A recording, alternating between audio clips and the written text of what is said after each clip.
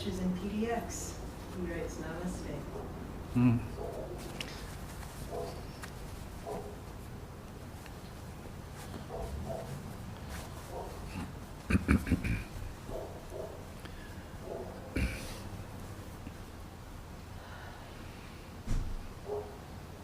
Let me go check that thing that's called.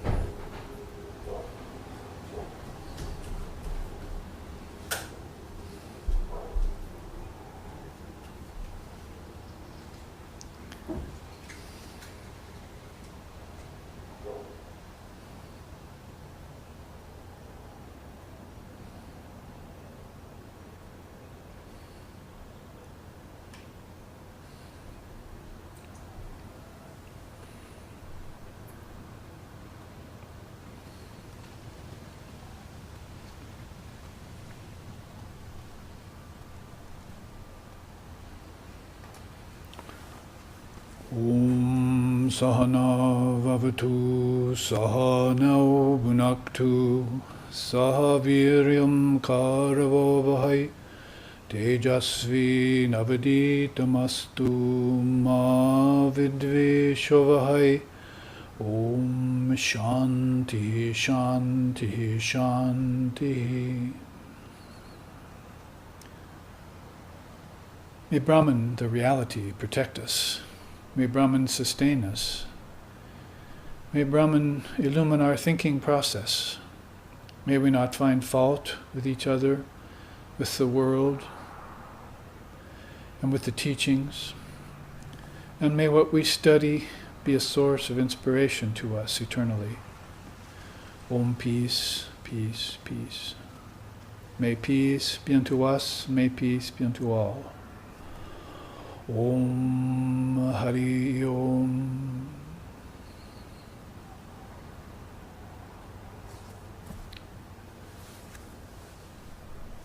So here at evening time at dusk, we are meeting in Hawaii for our SRV Sangha Satsang.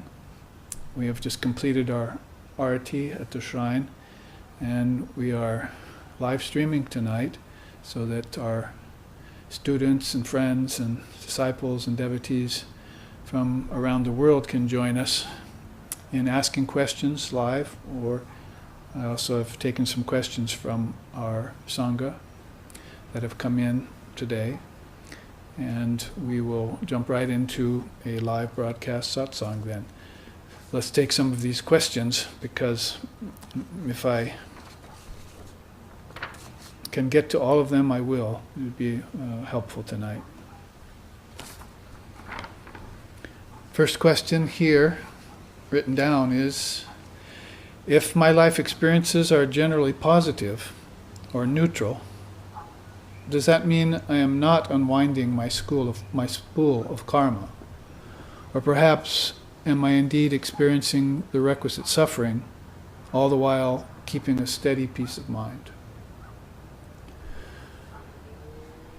Generally, I think if a person has a peaceful lifestyle and an even-minded attitude, then that person should feel very fortunate, because there are a lot of things in this life that can take the mind away. Sri Ramakrishna used to say that like the wind carries a sailing ship this way and that way, the mind can also be carried by the winds of karma. So here, when you speak about unwinding the spool of karma, it reminds us of Holy Mother's teaching of the red, white, and black thread that rolls on the spool. The spool here metaphorically meaning the mind. And people are doing red, white, and black actions, as it were, that is, positive actions, negative actions, and mixed actions. And unbeknownst to them, there are, of course, repercussions, and these repercussions are like karma winding on the spool of the mind. The mind actually takes note of them. There's an observer in the mind, natural, and then these effects come out at a different time, maybe a later time. So if that spool is constantly winding on the karmas without the aid of spiritual practices like meditation and devotions at the shrine, like we've just done tonight, and study of scriptures is a very good way of keeping karma neutralized and at bay. And actually learning the art of karma yoga. Karma has a negative connotation for us many times, but it also can have a positive connotation when we talk about it as one of the ways to get into yoga, into union with God through action. It's, of course, a favored path, but being a favored path with so many millions and millions of souls, it's also a path that is fraught with many difficulties.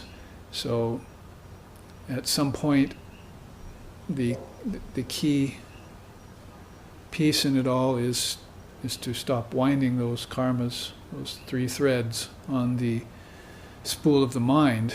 They say that happens when a person takes mantra diksha, or when a person takes initiation into a spiritual path, whether it be in any tradition, like taking hand in Sufism, or getting baptized in Christianity, or taking refuge in the Buddha, or, as I was just saying, we call it mantra diksha in our tradition, getting a mantra and practicing it, repeating it with deep devotion, adoration for the Ishtam, for the chosen ideal. All of these things contribute to the spool of the mind settling down, and not only will it stop winding on the threads of black, white, and red karma, but it'll start unwinding them, and that's a very pivotal place in a person's spiritual life when they feel these karmas winding off. There's actually some teachings about that too that are helpful, and you feel and also pertinent to the question here, because you said basically I may be experiencing the requisite sufferings. That is how it feels when karma begins to wind off too.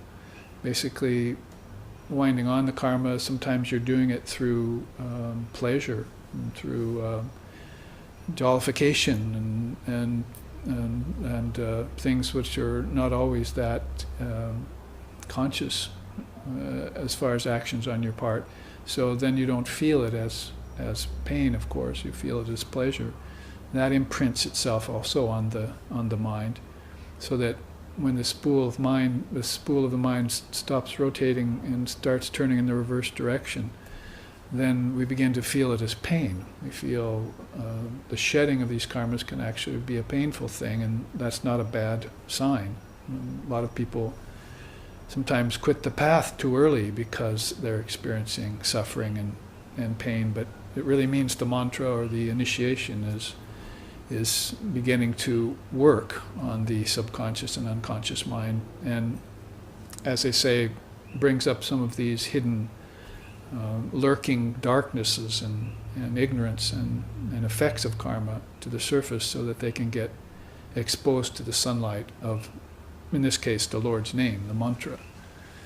So winding the thread off the spool of the mind in reverse, you feel these things in reverse. A lot of people describe that sometimes as guilt or remorse or regret. They feel like maybe they're not doing negative actions anymore, but they're still feeling the mind is haunted by thoughts from the past. And that's really just a sign of these threads winding themselves off the spool of the mind. There are other methods too to take care of this karma. One can use the sword of wisdom and cut through the whole spool. That is, pretty much get straight to the mind and purify it with swifter methods. But this is the usual course that people take. As long as we're speaking about threads, and there was another teaching in this regard by Sri Ramakrishna Paramahamsa.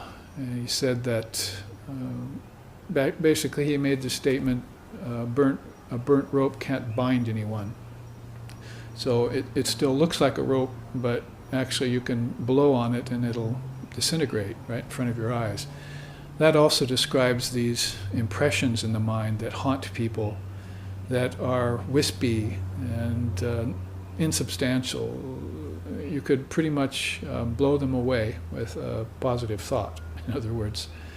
And but they still appear as karmas, is what I'm saying. But at the same time, they don't really have any hold on you. They can't bind you like a burnt rope.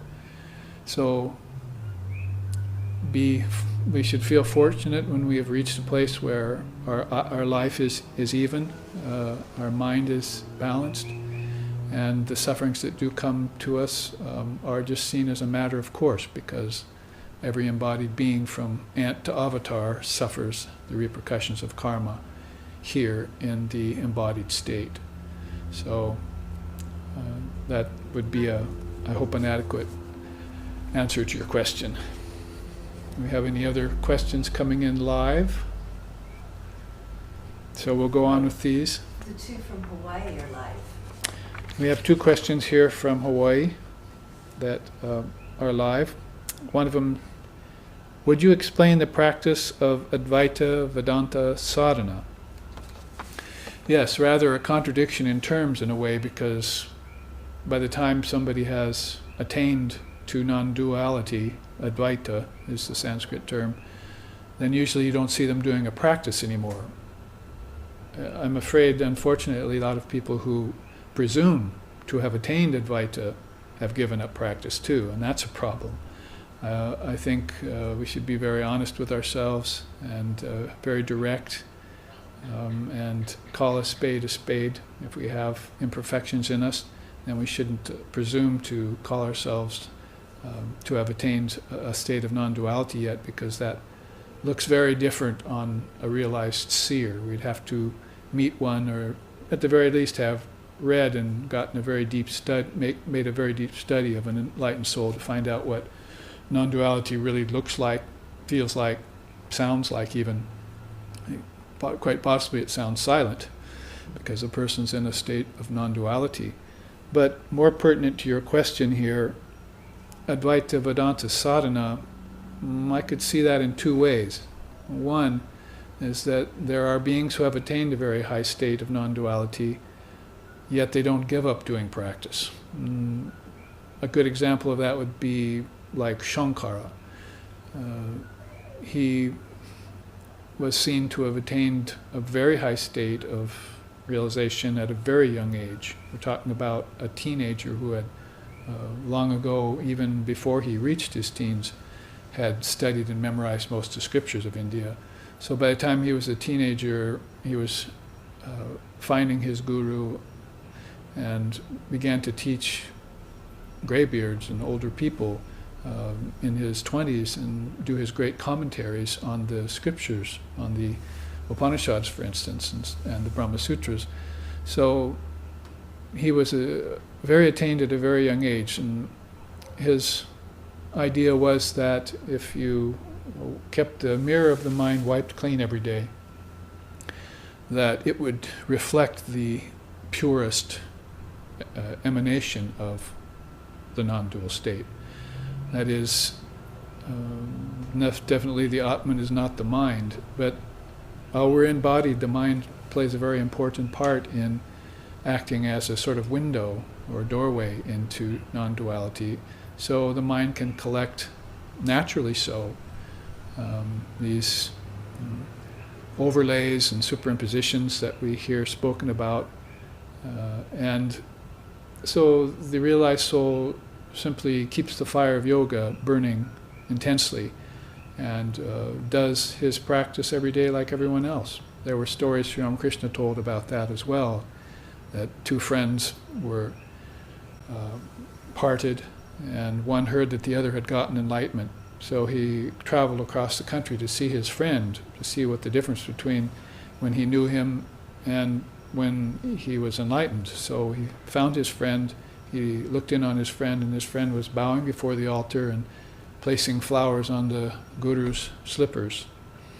And so he waited for his friend to finish his worship and then came up to them came up to him and they greeted each other. And then basically he asked him the question, I heard that you've gained enlightenment. That's what they say. Why is it that you're still doing this basic worship? And that is probably beyond you're probably beyond that by now, isn't it true? And so the friend told him, no, I do everything else. Why don't I do this too, this worship? So the idea of keeping up the 4 yogas or the sadhana is very important for a daily clarity, that because the mind, dual by nature, also can collect these overlays and superimpositions as a matter of course in its day-to-day thinking process. That's why we just prayed as we entered into satsang tonight. May Brahman protect us, may Brahman sustain us, and may Brahman illumine our thinking process. So we want to keep thoughts on Brahman and on Ishvara too, because Ishvara is the master of this world. Brahman is beyond this world. So whatever we need to utilize to keep the mind in a one-pointed perspective. If thine eye be single, you should know the truth, as Christ said. That we should undertake. And so that's one way I would think about Advaita Vedanta sadhana. Another way one could explain it is that there are very few practices listed in the Vedanta. It's pretty much a finishing school, as we've been saying. If you come to Vedanta, no matter whether you're a Jew or a Christian or a Hindu or a Buddhist, it makes you a better Christian, Jew, Hindu, or Buddhism just simply by entering into the atmosphere of Vedanta, because it's non-denominational. India has seen many, many scriptures and many, many seers. It doesn't just have one holy book and one prophet, but has seen hundreds and hundreds of each, and they're still alive and well as far as we're concerned. They're all living in an eternal moment, and that makes Vedanta on the rise as far as this present era is concerned. It's going to gain momentum, and many, many thousands of people are going to come to it and get enlightened. So when you come to it, my point here is the second way of looking at that curious phrase, Advaita Vedanta sadhana, is that probably one of the only practices you hear of is the 4 treasures and the 6 jewels. Sadhana chatushtaya is the word in Sanskrit. So the 4 treasures and the 6 jewels we know is, the first 2 treasures are viveka and vairagya. That is discrimination between the essential and the non-essential, being able to separate the wheat from the chaff, as we were talking about live stream last Sunday's class, two days ago. And then detachment, vairagyam, being able to, once you know the difference between what is abiding and what's non-abiding, being able to reject or withdraw yourself, withdraw the mind from that which is insubstantial. There are people who do make that first move and realize the difference between Brahman and the world, or creature and creator, or nature and spirit, but yet then they don't, when they know one is real and one is unreal, they don't attach to the real and detach from the unreal. So following through with the second jewel, detachment, is a more superlative move. It pretty much closes the circle on ignorance. So we know those are the first 2 of the great treasures: viveka, vairagya, discrimination and detachment. And then we know the 6 jewels are sama, dhamma, uparati, titiksha, samadhana, and shraddha, as is appears in that song. Mono chalo nija niketane. You remember that song we sing that Swami Vivekananda sang to Sri Ramakrishna when he first beheld him in form? It means, "O mind, return to your own abode." Yeah, so, and then it mentions in the course of the beautiful song that There are these robbers on the highway along the highway of life, and we must keep those samo and dhammo, inner peace and self-control, in front to protect us as the two heralds, or as the two sentinels, if you will. So sama dhamma are the first two of these 6 jewels, inner peace and self-control. So it's not like once one has discrimination and detachment in operation, that's the whole picture. Then you have to work on maintaining inner peace. You have to keep self-control, because you can lose control of the sailing ship, the rudder, as they say, by getting distracted by so many distractions. Your discrimination, your detachment may be superlative, but you can still get distracted. So these other jewels come in. Contentment, uparati, and titiksha, forbearance. That means forbearance against all ills, because you can discriminate between the real and the unreal, and you can detach from the unreal. It doesn't mean the unreal is not going to still bother you. That's why you have to keep self-control, and you have to forbear those botherations. And then comes samadhana, this superlative ability to meditate on Brahman alone. It's a special kind of concentration. You can learn concentration on secular studies, and at your job you can be very good at your job, and you can be very good religiously and do your practice well, but until you get this special ability to concentrate on Brahman alone, which is beyond world and studies and religion and books and temples and all of those things, then that non-dual state will still evade you, will still escape you. So therefore we have this importance of samatana, this important focus on Brahman alone, on reality.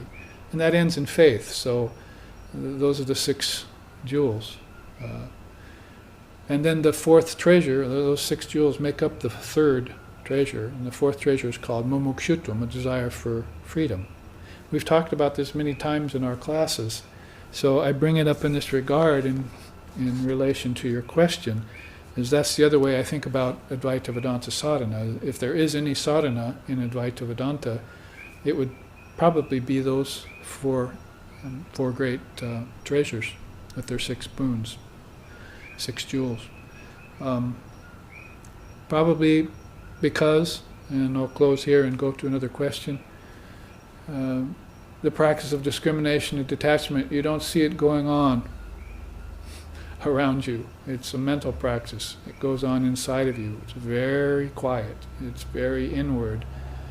It's unseen to the eyes of most beings in the world. So then it could deserve the term or the name of Advaita Vedanta sadhana, something that's going on very privately inside of you, sort of a matter between you and your own self, or you and God, between creature and creator, God and mankind. So a person who enters into that kind of sadhana is doing it all inwardly, and it's much different than outer worship or ritual or even studying books and so forth, which has also got an external component to it. So that's how I would say Advaita Vedanta sadhana, in 2 ways, is a good term, something that we can consider deeply. Thank you. We are going on now with some more questions on our live stream satsang. This one is of a different nature, I see. I recently learned of a man who opened and runs a Hatha Yoga center. The man is known to exhibit violent behavior towards his wife and kids. The people at the center do not know this. Are those people and the Hatha Yogis going there taking on his bad karma unknowingly? Maya is very tangled. Well, I see you have a combination of question and teaching there. Yes, taking on the karma of others, called collective karma, everyone's doing that all the time. And it's not like we can escape it, like the karma of our culture, the karma of our country, the karma of our ancestors, our family line, and of course our own karma too. And then even the karma of the neighborhood, the people who are doing acts in the neighborhood, sometimes and somehow infringes upon your mind. Sri Ramakrishna told a very nice story in that regard about a man who was leading a cow to have it slaughtered. And he went by a Shraddha ceremony going on at a house. So he stopped in there and partook of the food of this Shraddha ceremony, which is an offering of food to the mains and to the ancestors. And then after he had eaten the food there, he went and took the cow to the place of slaughtering and had it killed. And then Sri Ramakrishna's question in his own story is, who was it that took the blame for that, killing the cow then? And the answer comes as we look into the law of karma, that those people who were sharing the food with the man and who had cooked the food for the man and who ate the food with the man, all of them had to take a partial share in the killing of the cow. That's how karma works. And it's sort of related to this unwinding the spool of the mind that we were talking about in this other question that was sent in, is that a lot of these karmas come to us unasked and unbeknownst to us. And they work themselves out in ways that we wouldn't necessarily connect to the original cause, but we're suffering the effect. So karma is, as my questioner says here, a very tangled web. What a tangled web we weave probably is one of the best sayings in the West that pertains directly to karma. But in the West we don't understand karma very well. Cause and effect is pretty much just physics. But psychology, and especially yoga psychology, goes very, very deep into explaining karma in the mind and effects. You'll have to come to class to hear about some of those teachings. As far as then a person here that has opened this Hatha Yoga Center and then is teaching the people and he hasn't got himself under control yet, it's a very unfortunate thing about teaching and teaching transmission.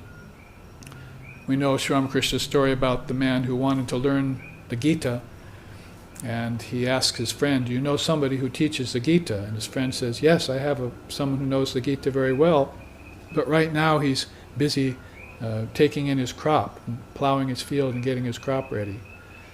And so would you like me to contact him for you and take you so you can get teachings from him on the Gita? And the man said, let me think about it. So the next day the two met, and his friend brought it up and said, well, I did talk to my friend who teaches the Gita. He's willing to come and teach you. Would you like him to come? And the man said, no, I've thought about it. I think I would rather learn the Gita from someone who specializes only in the scriptures, and not somebody who's busy with plows and bullocks and seed and fertilizer. So he decided to decline that offer. And it's actually a story Sri Ramakrishna would go on explaining at length. And probably some of the things he would have said about it would have to do with what we call transmission. If you're in the company of somebody who is a master at something, anything, for instance, the weaver with his balls of yarn. He can tell the different size of yarn just by looking at a distance, but the novice can't tell that.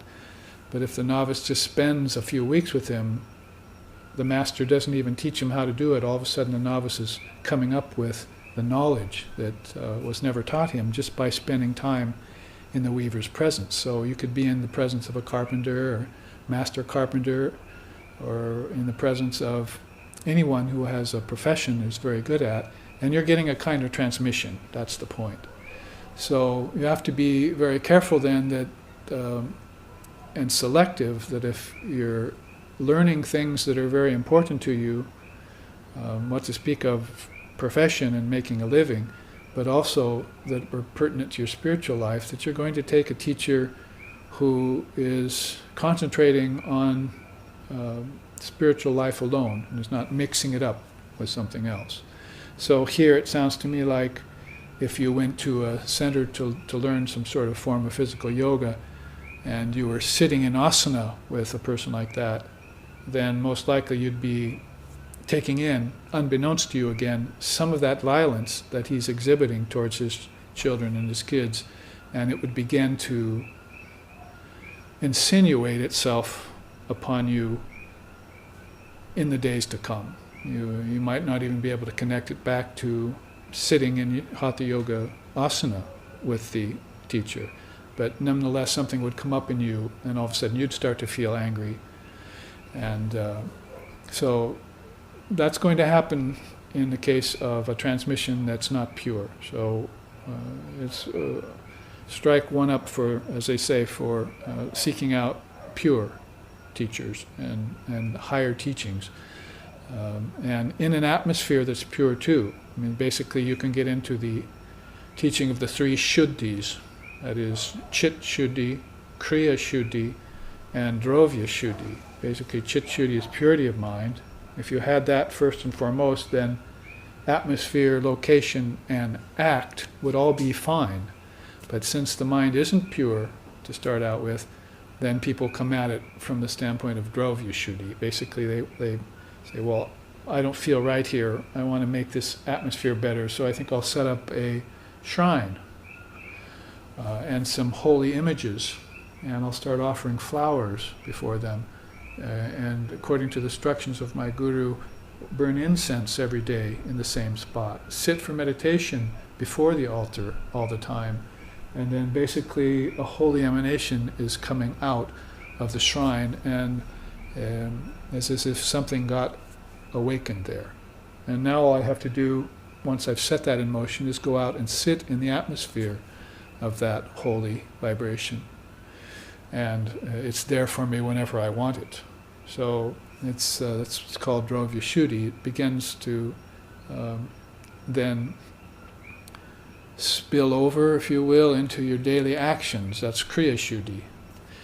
Kriya Shuddhi is a kind of pure action that you want to engender. And so those three Shuddhis are very important. And that actually segues into this next question I see that has come in. It's from back east on the East Coast. Welcome.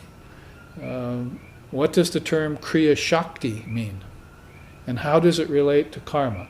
A lot of karma questions tonight here at Satsang. Very good, because great souls like Dalai Lama and others have told us here in the West that when we come to terms with karma and reincarnation, we'll begin to solve some of these very knotty problems that are plaguing us in our society that aren't going away because we're not digging deep enough into cause and effect, not just on the physical level and even just on the moral level, good for bad and bad for good. Good, good, bad, bad, and not escape the law, as Vivekananda said in his Song of the Sannyasin. But teachings that apply on the psychological level, intellectual level, philosophical level, and spiritual level, those problems will also get solved when we begin to look into karma. So I'm glad to see these questions. And we were just talking about Kriya Shuddhi and Chit Shuddhi and Drovya Shuddhi. Kriya Shuddhi then would be purity of act. Very hard to perpetrate, to keep going, and rather, as I was saying, art of karma yoga that needs to be learned. Here, the questioner has said, what do you mean by Kriya Shakti then? And how does it relate to karma? So if you put it in terms of Shakti, or I would immediately begin to think of Shaktis, 4 of them, at least, in the tantric teachings and the Shaivite path and Kashmiri Shaivism and other siddhantas and sampradayas out there that are teaching these kinds of lessons. Basically, they talk about the 4 main aspects of Shakti. And one is Jnana Shakti, the fire of intelligence, the power of intelligence, which we have been studying very deeply in the last 2 or 3 Sundays, some of them live streamed, in terms of the Jnana Matra, or the intelligent cell, a particle of intelligence in us. There's many millions of particles of intelligence that vibrate together harmoniously and make for a realized mind, for a pure mind. So that's the first kind of Shakti, is Jnana Shakti, very important. The second is called Ichya Shakti. Shakale Tomari Ichya is one of Sri Ramakrishna's favorite songs when he was living. Oh Mother, all happens by your own sweet will. So will is Ichya, and her will is she is self-willed, as they say. There's no other will greater than hers, and nothing can make her do its bidding. She causes everything else to do her bidding when she gets involved. So quite often she's also very transcendent and sort of like the Mother Kali that Sri Ramakrishna worshiped. Even great seers and saints scarcely see her even in their deepest meditation, as one line of a song goes in India. So very, very self-willed, and that's one of those main aspects of Divine Mother. So now we have Jnana Shakti, the power of intelligence or knowledge, and Ichya Shakti, her great divine will. And then comes this that you've asked about, Kriya Shakti. That is, of course, her spontaneous action. We have to take the word Kriya here, take it away from connotations like Kriya breathing or other ways in which we're understanding it, sort of a limited way we're using the word, having Kriyas or something, having some sort of uprush of Udgata or precursors to Kundalini awakening and so forth. Basically, better to assign it straight to her. And when you talk about Kriya Shakti, then you begin to understand almost immediately, not by way of selfishness or egotism or individuation, but the idea of the natural goings-on of everything around you. You all of a sudden your mind shifts into a mode where you see everything happening and you see it all as perfect. That'd be one way of explaining it. Some people call that sattva. That is, when your mind is in sattva, you do have an opportunity there to experience a little bit of Kriya Shakti, of her grace in that way. So that spontaneous action is what Kriya means in this regard. Mother's will in intelligence to cause things to happen would be these three Shaktis working in conjunction with each other. She thinks intelligently, she wills something to happen, and then it happens in the moment, spontaneously. So that's Kriya Shakti. So then you can see maybe where I'm going with this to further answer your question, or at least to talk about it and discuss it, is that karma is very connected to that kind of spontaneity, especially the escaping of karma, what we call neutralizing karma, or destroying karma, or dissolving karma, or at least attenuating karma. Another way we talk about it. Might be all different levels of higher dealings of doing away with a person's individual karma. And then you can see how that would connect to a person's collective karma, which we were just talking about in terms of this angry man who started a Hatha Yoga Center. Basically, now you can see how, excuse me, now you can see how dissolving individual karma would play into finding out about the collective karma of humanity, and possibly even lead you, if you went much deeper, to a cosmic karma, a level of karma that is with the gods, that is with the Trinity. And there you're beginning to get very close to that Divine Mother, those four main Shaktis of Divine Mother. You're beginning to understand how things go about happening. That's her will. Everything happens by thy own sweet will, the first line of that song. You also begin to understand intelligence and its power, that intelligence is a light shining off of the word Om, emanating everywhere, and that eventually all objects appear to you just as products of your own intelligence, or mother wisdom. Everything is made of mother wisdom. This is how a secret alchemy happens between a person who looks at everything and just calls it Maya, or a person who looks at everything and doesn't even have a word to call it, just takes it for granted. And then a third person who looks at everything and says, this is neither Maya, nor is it a random happening, it's all Mother Wisdom. And there you've all of a sudden introduced yourself nicely, deep inside, to Jnana Shakti. So Jnana Shakti, Icha Shakti, and Kriya Shakti, the wisdom, the will to make it manifest, and the manifestation itself remaining in harmony is how karma gets neutralized and how Kriya Shakti is uncovered, as you will, because all three of these Shaktis are very obscure to most people's thinking, very hidden. You have to go very deep. It's like finding oil in sesame seed, as the Svetasvatara Upanishad says. You have to go very deep, look in places that you wouldn't expect to find, to uncover aspects of Shakti this sublime. Now there's a fourth Shakti. Those three are usually the ones that are talked about, but then just like there was Drovya Shuddhi, a purity of a location and article, there's also Dravya Shakti.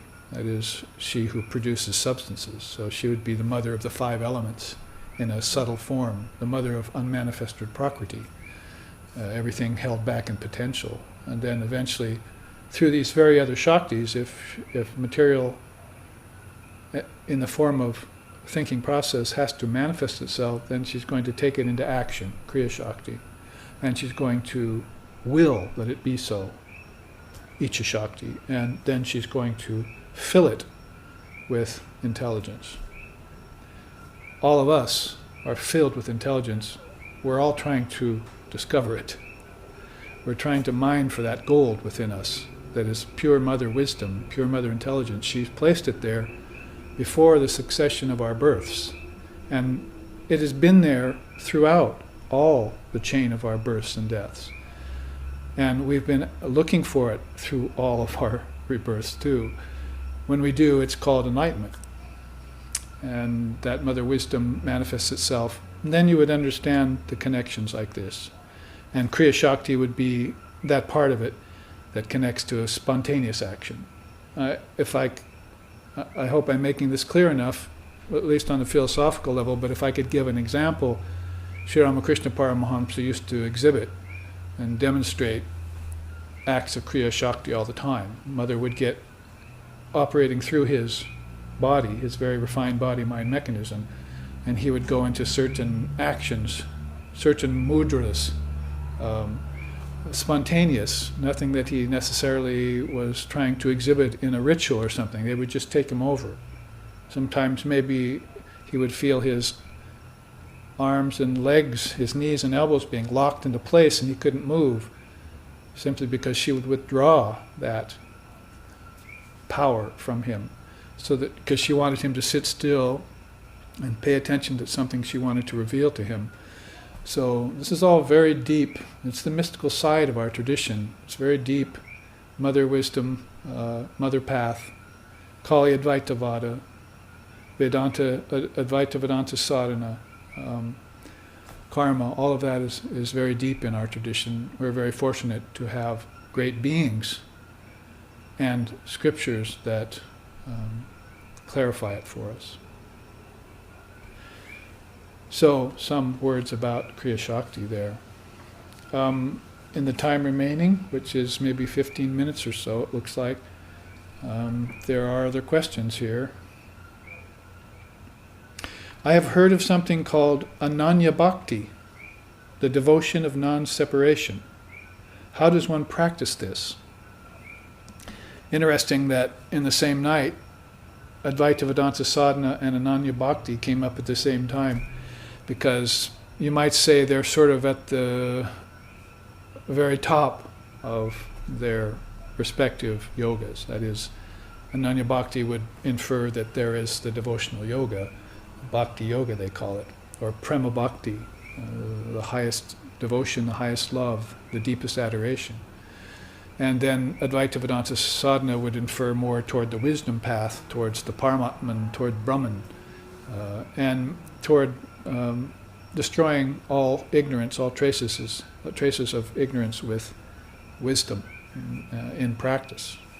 So it's the same here with the term Ananya Bhakti. It's a term that is rather well known from the Bhagavad Gita, because Sri Krishna uses it there, and it's probably where you found it, or you heard me talking about it, because it's a very beautiful way of describing the Bhakti Yoga path, so that one doesn't fall into the limitations of just ritual without any heart behind it, or without any true meaning. In the same way, you would say Jnana Shakti and Icha Shakti and Kriya Shakti we just talked about. Almost in the same breath, you can bring in those other two great non-dual principles in Bhakti and Jnanam, Advaita Vedanta Sadhana and Ananya Bhakti. Because if you were to sit at the altar and then begin to want to worship, you would need the wisdom of worship before you actually engaged in the bhakti of worship. That is, you're going to have to find some teacher. Speaking of stories tonight, Sri Ramakrishna told us a wonderful story about a man who suddenly had a great desire to worship Shiva. It just came out of nowhere. Of course, that's a whole other teaching, because you're talking about samskaras, some past lifetimes where he worshipped Shiva, and then another lifetime he came forward and he went in some other direction. And now he's remembering from his past, from his deep past, hidden past, a sudden desire to worship Shiva comes back on him. That's not a coincidence. And of course it happens not just with a great spiritual principle like that, but with everyday life, things that we're remembering all of a sudden, or feelings that come over it, feelings.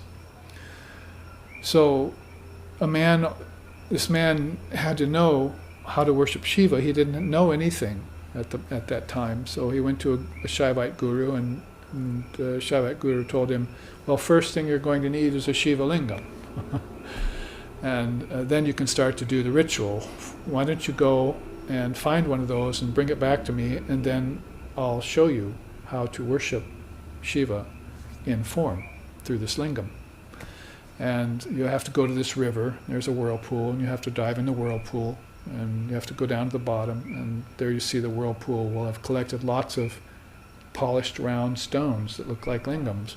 They're naturally polished by the holy river. They're formed that way, so dive in there and get one. So at the risk of his life, due to this great deep desire he had for worshipping Shiva, he plunged into the whirlpool and grabbed one of those and came up, fought his way back to shore, took this back to the guru, and the guru showed him how to begin to worship. Now, that's a beautiful story, even if it didn't have a meaning, just because it shows some samskaras and that we're waking up to things that are happened to us in our past. That's part of karma, isn't it? That's the good part of karma. It's not just negative karma. But the implication of the story that's probably most pronounced in Sri Ramakrishna's way of telling it would be that you need wisdom first to even enact devotion.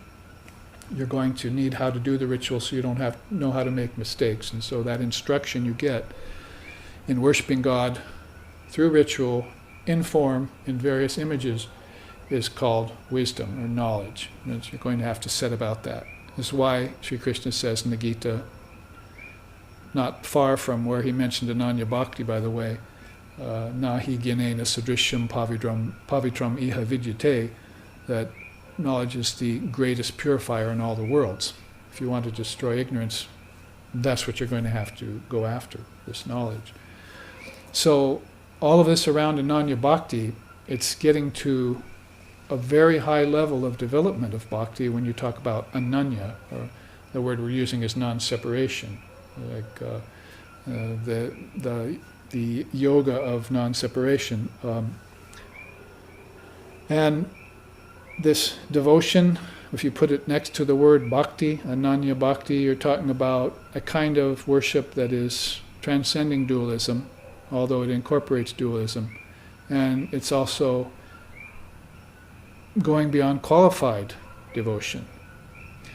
qualified non-dualism, and it's going up to its superior point. As if you followed the bhakti path and you followed the path of knowledge, they're not going parallel to each other forever. They're actually going at a slant. They're going to form a trikona, because a triangle is form. Lines and so forth don't make forms, so you have to have this triangle. You see 3 lines. So in that way, the yoga, the path of wisdom and the path of devotion are coming to an apex. And when they meet at that apex, you're talking about Parabrahma and, or call it Brahma Jnana maybe, and then you're talking about Prema Bhakti meeting. So they're both very well refined at that point. Sri Ramakrishna, in fact, used to say, and we should probably bring it to a close here, that those beings whom Mother, in her great will and her great intelligence and her great spontaneous action, if she wants to make certain beings teachers, she'll give them Brahmajnana. And if she wants to make certain beings understand the nature of love, then she'll give them Prema Bhakti. But to those superlative souls who are like sun and moon in the same sky, she'll give them both, Brahmajnana and Prema Bhakti. And that's what we saw in Sri Ramakrishna. And Sri Ramakrishna Paramahamsa, the most recent manifestation of Ananya Bhakti, the devotion of non-separation. Another final thing I can say here about it is some beautiful words that Shankara said in the Viveka Chudamani when he talks about those whose devotion is to discrimination. They have realized, and this goes back to our earlier question about the 4 treasures and the 6 jewels. The first is Viveka, right? Discrimination. So there are some beings who see discrimination as being so important for the spiritual life of the world, for the betterment of human souls, human minds, that their devotion is to discrimination alone. That's where their devotion goes. It doesn't go towards an image or towards a form or towards an ishtam necessarily. It goes towards that very power of discrimination itself, which is Mother Wisdom, the sword of Divine Mother, Kali. And so, if you thought that way, then practically, possibly you'd name yourself Vivekananda, because basically that means the bliss of devotion. Bliss, Ananda, is very much a part of the Ananya Bhakti path. You experience a very deep and profound bliss when you have comprehended the meaning of Ananya Bhakti.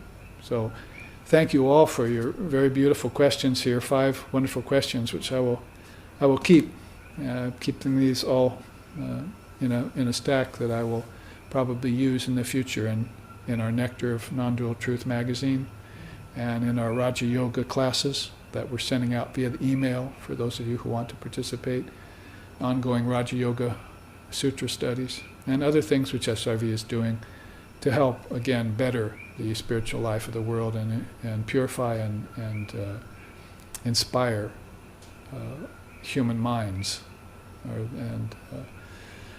so that they can go beyond darkness and delusion and realize the truth in this very life. Om, peace, peace, peace. May peace be unto us, may peace be unto all. Om, Hari Om, Hari Om, Hari Om Tat Sat.